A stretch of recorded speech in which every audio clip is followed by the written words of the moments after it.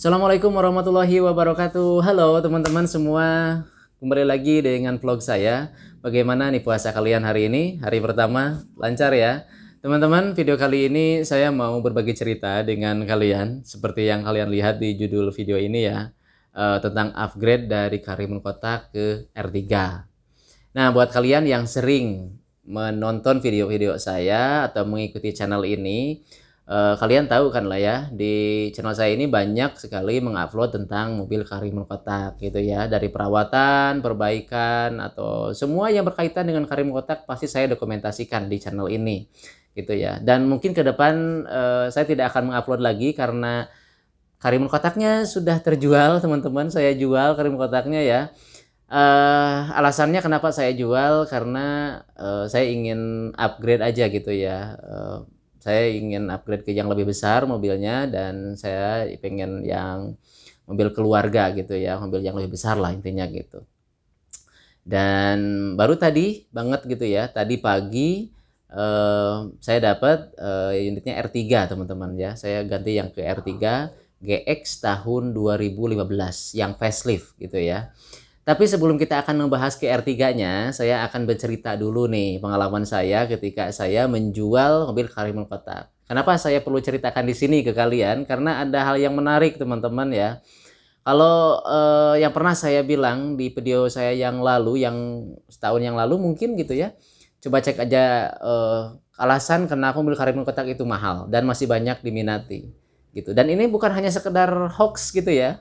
Dan soalnya saya juga merasakan sendiri nih pengalaman saya gitu ketika menjual Karimun Kotak ternyata masih banyak sekali peminatnya teman-teman. Kurang dari 12 jam ketika saya coba posting di marketplace di Facebook sama di OLX itu ada 6 orang yang menghubungi saya. Jam 12 saya posting, jam 6 sore itu ada 6 orang yang mau melihat langsung mobil saya gitu. Dan tertarik untuk membeli mobil saya. Dan jam 9 malamnya gitu ya, di hari itu juga mobilnya sold out, teman-teman. Ya. Jadi menurut saya kok aneh juga, menarik ini untuk diceritakan. Kenapa? Karena ternyata peminat Karimun Kotak walaupun mobil tua gitu ya, yang umurnya sudah 20 tahun, itu masih banyak yang nyari teman-teman. Dan harganya benar-benar tetap stabil teman-teman ya. Saya banyak ngobrol dengan orang-orang yang memang paham tentang mobil gitu ya. Bahkan orang leasing sekalipun, dia menyayangkan kenapa saya jual mobilnya gitu. Karena Karimun Kotak itu sekarang banyak yang nyari, juga kemudian harganya yang stabil. Nah, jadi buat kalian yang katakanlah sekarang memiliki mobil Karimun Kotak gitu ya, dan bertanya-tanya apakah kira-kira ini Karimun Kotak kalian itu cepet nggak ya kalau dijual gitu, lakunya cepet nggak ya kalau dijual misalnya gitu. Dan saya mengalami sendiri teman-teman, itu cepat sekali gitu, karena banyak sekali peminatnya, asal kondisinya dalam keadaan baik teman-teman ya. Nah, bisa kalian cek lah ya di misalkan marketplace marketplace OLX atau di Facebook sekalipun gitu ya.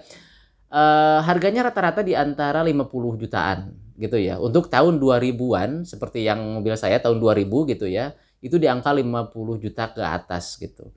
Dan kebetulan yang punya saya itu dilepas di angka 48 juta. Nah, kenapa kok dilepas dengan harga yang murah atau di bawah 50 juta? Jadi pertimbangannya gini teman-teman, karena yang punya saya itu kan warnanya warna coklat metalik ya. Dan saya pikir itu bukan warna favorit gitu ya, bukan warna yang disukai banyak orang gitu. Jadi saya berpikir kayaknya nih saya harus mengorbankan harga sedikit di bawah gitu ya. Karena memang kalau saya pasang harganya di atas gitu ya, disamakan dengan warna-warna favorit seperti silver misalkan gitu ya, atau tahun yang lebih muda, otomatis kalah bersaing tentu saja di situ gitu ya.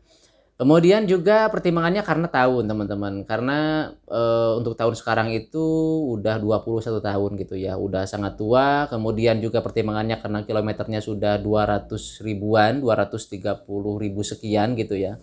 Walaupun memang kalau dilihat dari standar ideal mobil bekas itu Ya kalau setahunnya 15.000 sampai 20.000 kilometer gitu ya per tahun. Kalau dibagikan mungkin jatuhnya di 12.000 kilometer per tahun sebetulnya gitu ya, dan masih sangat wajar kalau mobil saya gitu masih sebut normal lah gitu ya untuk mobilitasnya. Nah, tapi dengan alasan itu ya saya lepas di angka 48 juta gitu teman-teman ya. Nah, jadi buat kalian yang punya Karimo Kotak tidak usah khawatir kalau kalian pengen menjual Karimo Kotaknya, karena eh, cepat sekali gitu ya. Banyak sekali peminatnya pokoknya. Asalkan memang kondisinya mobilnya baik gitu ya. Tidak ada minus, dan saya juga ngerasa kalau Karim Kotak saya itu ketika saya jual ya tidak ada masalah, ya fine fine aja, nggak ada ya normal, nggak ada masalah gitu, dan nyaman-nyaman aja ketika saya pakai gitu teman-teman ya. Nah sekarang kita akan ngobrolin tentang R3-nya, mobil saya yang baru teman-teman ya. Nah, R3-nya itu tadi saya bilang tipe GX tahun 2015 ya. Itu kalau dilihat dari PKB sama dari STNK-nya itu produksi tahun 2015 di bulan Oktober ya. Kalau lihat pajaknya itu bulan Oktober, bulan 10 gitu. Jadi R3 yang saya dapat sekarang itu bayar pajaknya nanti di bulan Oktober tahun ini ya. Berarti sudah menginjak 6 tahun gitu ya. Ya kalau sekarang mungkin 5 tahun lebih lah gitu ya, 5 tahun berapa bulan gitu. Nah, apa saja sih minus dan kelebihannya gitu ya dari mobil R3 yang saya dapat ini? Nah, yang pertama R3 yang punya saya sekarang itu tidak ada ABS teman-teman, karena memang kelemahannya yang R3 New itu atau New R3 itu banyak yang disunat gitu dari generasi yang pertama yang sebelum facelift gitu ya. Seperti kelebihannya ada ABS, kemudian juga ada Twitter 2 di depan itu ya. Ya mungkin kalian kalau yang sering buka YouTube tentang R3 pasti tahu lah perbedaan itu. Dan di New R3 yang pertama di tahun 2015 itu nggak ada teman-teman, dan dikembalikan lagi itu di bulan Februari 2016 kalau nggak salah. Silakanlah cek, kalian lihat aja ya di Google kah atau di YouTube juga banyak gitu ya. Di bulan Februari 2016 baru dikembalikan lagi yang ABS-nya, tapi untuk yang Twitternya nggak ada. Nah, bagaimana untuk kondisi R3 yang punya saya? Apakah semuanya normal? Ya, kalau dilihat sih bisa kalian lihat di sini ya, dari eksterior dan interiornya. Saya jelaskan gitu ya. Dari catnya masih ori semua, nggak ada yang di spade atau misalkan disiram gitu ya, masih full ori semua. Terus juga uh, kalau dilihat dari bawah mesin, dari mesinnya juga tidak ada yang rembes, masih normal-normal aja gitu ya. Untuk AC juga masih berembun, juga masih bagus, masih dingin. Terus juga kalau dilihat ban, nah kalau dilihat ban memang itu semuanya bannya masih menggunakan yang bawaan, jadi belum diganti teman-teman, karena mungkin baru 5 tahun juga ya mobilnya. Dan rata-rata sih memang rata-rata itu akan terasa gitu ya, komponen-komponen yang harus diganti atau aus itu memang di tahun yang kelima gitu biasanya gitu ya. Dan memang kebetulan yang saya dapat juga salah satu minusnya adalah bannya yang depan itu udah mulai itu ya, apa istilahnya, udah mulai botak tuh. Udah ada yang retak-retak gitu ya, kembang-kembangnya sudah nggak ada, mungkin ya karena namanya juga udah 6 tahun gitu ya. Perlu saya ganti yang depan, apalagi ditambahkan kalau R3 itu roda depan gitu, jadi otomatis dia itu selain belok juga bekerja berputar gitu, menarik gitu ya. Nah kayak gitu teman-teman. Nah selebihnya dari kacanya juga masih menggunakan bawaan Solar Guard, juga masih adem gitu ya, masih nyaman. eh Ya peredaman panasnya gitu ya dari luar juga masih bagus gitu ya, nggak ada masalah. Terus juga mungkin kalau kelebihannya itu joknya sudah dilapisi dengan kulit ya, sudah dilapisi kulit seperti yang kalian lihat, juga di interiornya masih lapisi kulit gitu. Cuman belum ada upgrade tertentu yang katakanlah misalkan untuk head unit masih bawaan gitu ya, belum di-upgrade ke Android atau yang bentuknya TV gitu, belum. Nggak tahu ke depan gitu ya.